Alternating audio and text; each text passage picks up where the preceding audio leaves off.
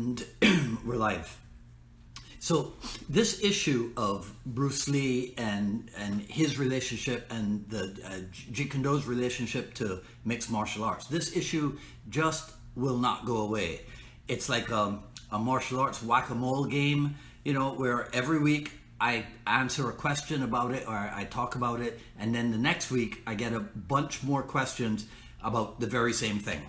Hello everyone, this is Dwight Woods, the Jeet Kune Do Rebel, and welcome to the I Love Jeet Kune Do broadcast number 94, the one about flash over substance. This will be the final part 3, and today we're going to talk a little bit about Bruce Lee and the mixing of the arts. So as you're logging in, if you'd be kind enough to say where you're logging in from and hit the like button, and feel free to continue to hit the like button throughout the broadcast. So in case you don't know, let me break this down for you. You could say that it all started with UFC President Dana White's declaration that Bruce Lee was the father of mixed martial arts. And so why is this accepted?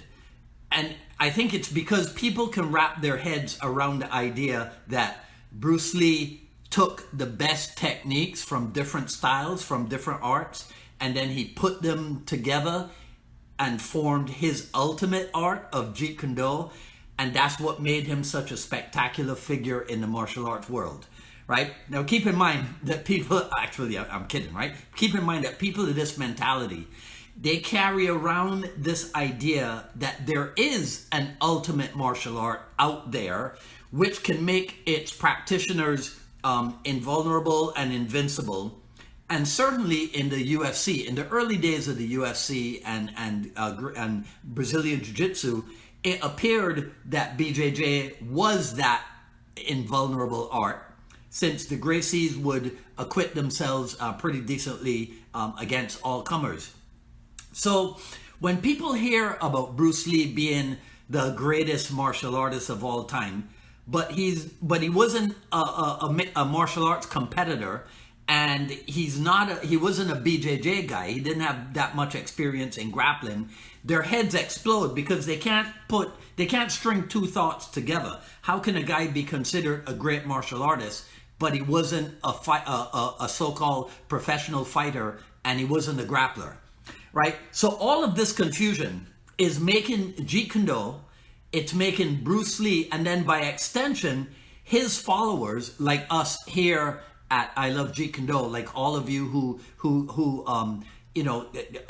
chime in and log in every week for the broadcasts and the dialogues and what have you, it's making all of us look bad, because it's almost like if we don't know who we are and we don't know what we're doing. And of course, having to share Bruce Lee with Hollywood, that doesn't help in any constructive way whatsoever. So if we don't keep speaking out, if we don't keep on speaking out and doing what we can to set the record straight, then our silence, like the early day silence of some of our Jeet Kune Do seniors, that will only contribute to the continued demise and maybe even the ultimate disappearance of Jeet Kune Do.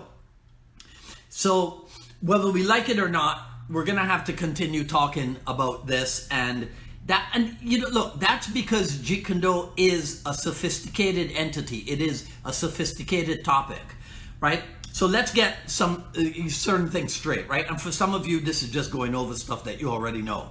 Bruce Lee did not research many arts, pick the best, whatever that is, or his favorite techniques from those arts and put them together to create Jeet Kune Do. That is not what happened. Instead, with a background primarily in Wing Chun Kung Fu and a smattering of other Kung Fu styles, with some limited experience in, but a great admiration for Western boxing, with an introduction to and some limited experience in fencing, but with a proclivity for reading and study, note-taking from many literary sources, and then experimenting his butt off in daily training, Bruce Lee constructed an approach to martial art training which attempts to, kind of like, as he somewhat said, attempts to look at combat in its totality, and instead of through the customary, at his time, the customary lens of an individual or particular art or style, because that's what everybody else was doing. But Bruce Lee instead was trying to look at combat in its totality. So I know that most of you realize that in order to work with this thing called Jeet Kune Do, we have to be able to come from an ability, or come with an ability to look at things in an expanded way. You have to be, simultaneously, you have to be able to embrace the fact that Jeet Kune Do does not easily fit into any specific explanation or any specific definition, while at the same time, it is not the proverbial grab bag of, multiple techniques from multiple arts. I recall that some time ago in Black Belt magazine, I think it was Greg Jackson, the article, I think they featured him, and they were talking about whether or not MMA could be a style or an art in and of its own. And I imagine that to the uneducated, to the misinformed or ill-informed, and certainly to the uninitiated, the answer would be an immediate yes. MMA can be a style of its own, because we already have precedent for that, because Bruce Lee, the father of mixed martial arts, he already has his own style called Jeet Kune Do. So that brings us once again in kind of vicious circularity to the explanation that Jeet Kune Do is not an example of a blended or a composite system of martial art. So we must continue to, look, here's what we got to do. We have to talk with and talk to and learn from the Jeet Kune Do old guard. And old guard is not a derogatory term, but we know there are different eras of JKD people, some of whom, thank God, are still with us. Some of whom have gone on, but some of them are still with us. So we have to still talk to them. We have to still talk with them. We have to still learn from them.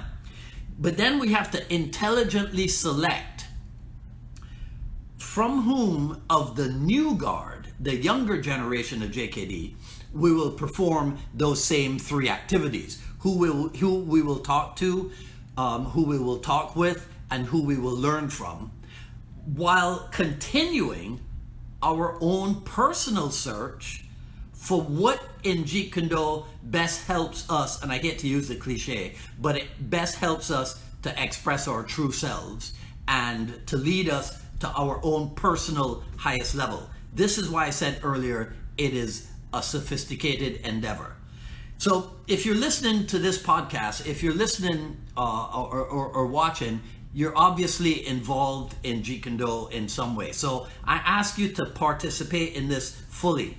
Here on I Love Jeet Kune Do page, post your thought-provoking questions or articles, while of course continuing to post your entertaining videos, right? But whatever it is you do, don't just sit on the fence. Play your part in the preservation and the perpetuation of Bruce Lee's art and philosophy of Jeet Kune Do. Okay, that's it for today. Feel free to share, like, comment, ask me questions if you want. I'll review everything after posting. Sign up for notifications when we go live here on Facebook. And please subscribe and hit the notification bell over on the YouTube for the I Love Jeet Kune Do broadcast channel, for the Jeet Kune Do dialogues, and for the FMA files. Follow me on Twitter at Dwight Woods and on Instagram at Dwight D. Woods. At ilovejeetkunዶ.com, this quick skills series, volume 1, still available.